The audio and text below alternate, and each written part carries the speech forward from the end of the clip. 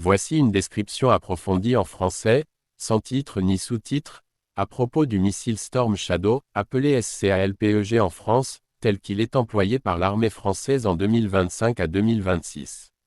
L'armée française renouvelle sa confiance dans le missile SCALPEG, Storm Shadow, en reprenant la production en 2025 après une interruption de 15 ans.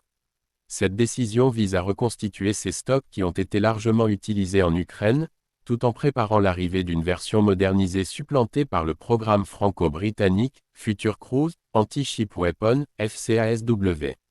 L'usine de MBDA à Stevenage, au Royaume-Uni, sera modernisée pour augmenter la cadence de production, avec la création de plus de 300 emplois supplémentaires, tandis que le programme successeur engendrera plus de 1300 emplois hautement qualifiés au Royaume-Uni.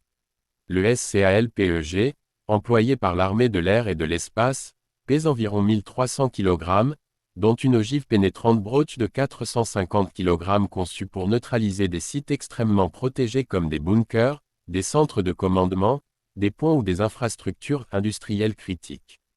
Il utilise un moteur turbomoteur microturbo Tri-60 à 30 et atteint une vitesse autour de Mach 0,8.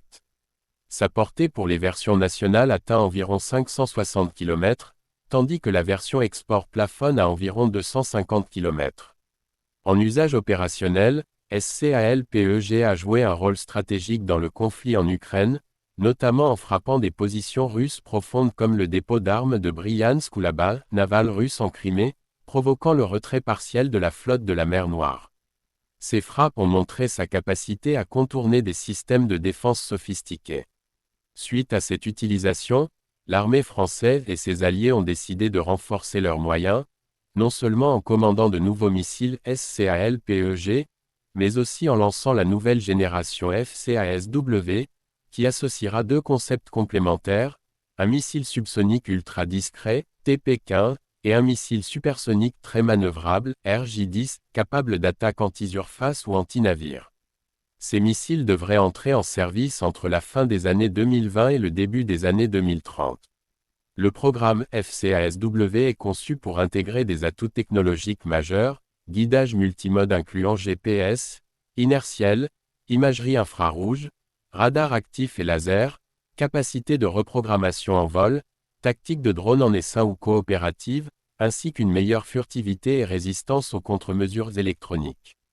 Plusieurs sources évoquent la possible intégration de fonctions d'intelligence artificielle pour améliorer la précision dynamique et la coordination des frappes dans des environnements contestés. L'action combinée France-Royaume-Uni est renforcée via un nouvel accord industriel, surnommé Entente industrielle, ou Lancaster House 2.0, qui intègre le développement des nouvelles générations de missiles, des systèmes cyberdéfense, spatiaux, et une coordination renforcée dans le domaine nucléaire tout en gardant des structures indépendantes mais interopérables. En résumé, en 2026 la France opère avec des SCALPEG modernisés dont la production vient de reprendre, enrichis par les enseignements tactiques tirés du conflit ukrainien. Elle anticipe la mise en œuvre d'un missile de nouvelle génération capable d'assaillir à la fois des cibles terrestres et navales, avec une capacité d'adaptation avancée aux champs de bataille modernes.